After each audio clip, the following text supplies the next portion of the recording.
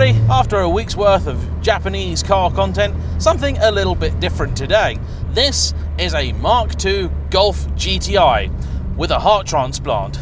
Up front we have the 1.8 litre turbo lump from a Seat Leon Cupra, and that gives this car a very interesting and rather healthy power to weight ratio because you have a pretty lightweight chassis with that engine swap. I'm not sure exactly how much, but I'd gather around about a ton, and it's producing, we think, about 250 odd horsepower. Now I say we think because this car's owner Matt hasn't had it dynoed. It was road mapped recently and they estimate it's making that kind of power. This is a work in progress. This is not a finished product. Matt's very much a fan of classic Golfs. He also owns the immaculate and gorgeous Mark 1 that I had on the channel a little while ago, and if you want to go and see that video, please do. And now he's bought this. He is, however, at the moment, unsure of whether he wants to keep it or not. The main reason being that I think he's pretty much very in love with the older Mark 1, and I can understand that completely. That is a gorgeous car. However, there is a lot to be said for this one. It looks absolutely stunning. Very clean black paintwork, which has had an awful lot of money spent on it. Previous owner allegedly put the best part of £6,000 into making this car pretty decent. It's not quite finished. There's a couple of bushes that are past their prime, and one of the beams in the back needs replacing, but largely this is a very tidy and solid example of the breed. Cars like this raise an interesting question, and I'd like to know in the comments what you feel about it. I'm sure there are plenty of people out there who'd see something like this as an abomination, as a travesty, as something terrible to do to a classic vehicle. For myself, I think that they should really be celebrated, and there's something interesting about cars like this too.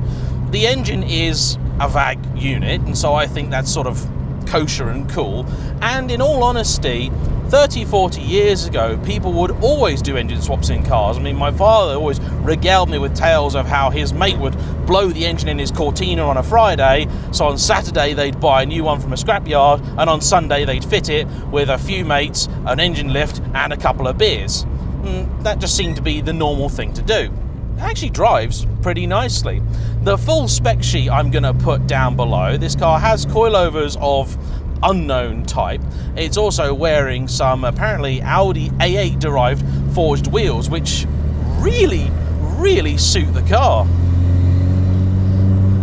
As you'd expect for a turbocharged lump with not an awful lot to pull along, it moves very keenly. From about 2000 RPM, it's just got plenty of pull and makes very light work of these roads. The car also has a remarkable amount of the donor vehicle in it. Dash, the steering column, the ignition barrel, we think even the handbrake. The main sign of it being a work in progress is the fact that there's no cover down here at the moment, as the wiring is still kind of being tidied up, but everything basically seems to work, including the traction control. It's also got a modern Bluetooth stereo in here. The heater definitely works, as do the lights and everything else, and actually, once it's finished, it's going to be pretty tidy, I have to say. It looks very mean in this black paint, and it's an example of a car that, unless you look closely, you wouldn't really realise that anything was up with it. The biggest giveaway is probably the exhaust at the back. Now, this apparently is a trackslag setup, and I thought that was a term of affection, but apparently it's actually a company. It's a 3-inch pipework at the front, and it all looks rather natty. Most interestingly, and perhaps surprisingly, although it does pop and whoosh and everything else, it's not really disturbingly loud. It's very easy with builds like this for people to go far too over the top and just go a bit nuts with it and make the thing just, well, undrivable and unusable. The coilovers that are currently fitted aren't to my own taste. They're a little bit too fidgety, and I'd probably want to replace those if this were my car, but I mean, they're not the worst I've ever driven, that's for sure. Gear shift is actually relatively slick, and when you're cruising along at low speeds, and I'm not even doing the speed limit at the moment, it's actually very pleasant, very nice, and actually fairly refined and quiet for what is actually a very modified car.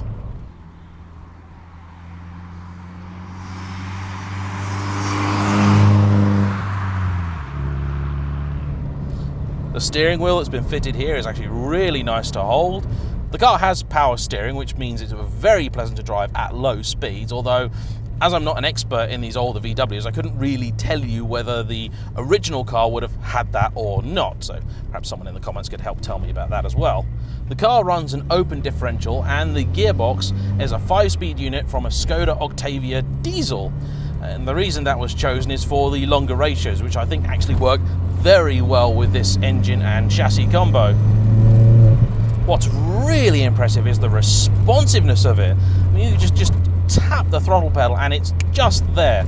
I mean, that's no doubt going to be a result of the way it's been tuned, the way it's set up, the exhaust and breathing system, and the fact the car just doesn't really have that much weight to shove along. It's really quite remarkable for what is an old-ish engine in a very old car.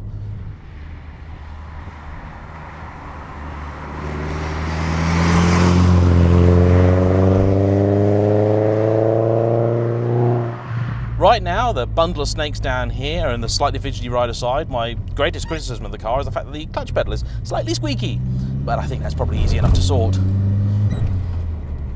What we're going to do now, though, is throw the car down one of my favourite back roads and see how she gets on. I feel like I should point out the fact that you may be able to see that it is currently raining. Here in the UK, we're coming off the back of 3 consecutive storms, and we have just recorded the dampest February in history. It has been a bit ridiculous here, so I'm extremely grateful to Matt for bringing the car out even with a slightly dubious weather forecast. That being said, this isn't supposed to be here for another 2 hours, so damn it weather. It is on roads like this where things like these older Golfs really make so much sense, because there are many cars I've brought down here that feel just almost claustrophobic on this kind of road because they are so big and they take up so much space. And I know there's a bus depot down here, and I have on occasion encountered a bus coming out of them, and that is slightly terrifying.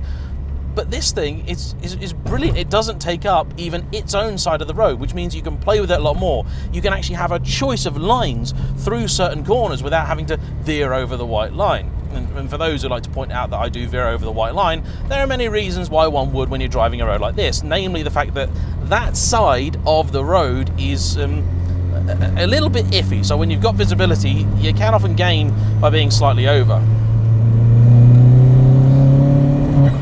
You know, despite that open diff, it's got very decent traction. Tyres are 205 all round, and I think they are the right size for this type of car. Oh, it turns in nicely. Steering's a little bit on the light side, but that could again be the road surface as much as anything else today.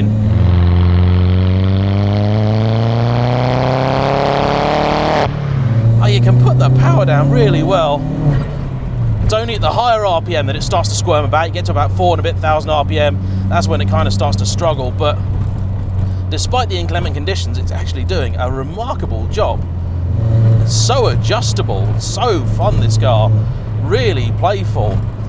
I think in general I probably prefer the Mark 1, but that's simply because it's the lower power car. It had an absolutely amazing soundtrack. You could really ring it out in every single gear without going too fast, and this is certainly no speed demon. It's a very brisk car, and it's not going to embarrass you on a road like this, especially not when you know it better than I do and it's a little drier out there.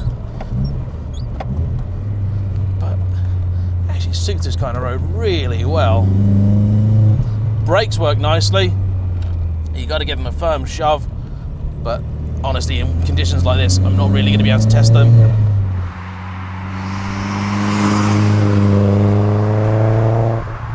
And this car is actually a mighty thing. So if you do want to buy it, you should probably want to give Matt a ring sooner rather than later, until he realises that he's making a terrible mistake by selling it. But he's got the Mark 1 to fall back on, so I can't really blame him for that. And much like myself, he's a man that just wants to experience as many different things as he possibly can.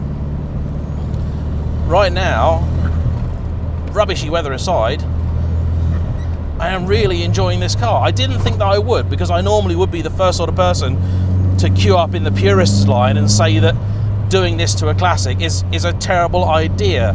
But what's actually happened with it, I suspect if you were to really ring it out and you had the weather and the road conditions where you could really let the engine fly, you're going to find the limitations in the chassis. But a day like today is actually quite a nice thing, because what I'm doing is I'm riding that low end and mid-range torque, which is of a quantity that would no doubt be alien to the stock car, and that means that you can make really decent progress with reasonably minimal effort, but still a reasonable amount of involvement, which is a nice trick to pull off. So although it isn't perfect, it is still a very enjoyable vehicle. Thank you all for watching. Please like, comment below, subscribe if you haven't already, and I'll see you all for the next one. Bye bye.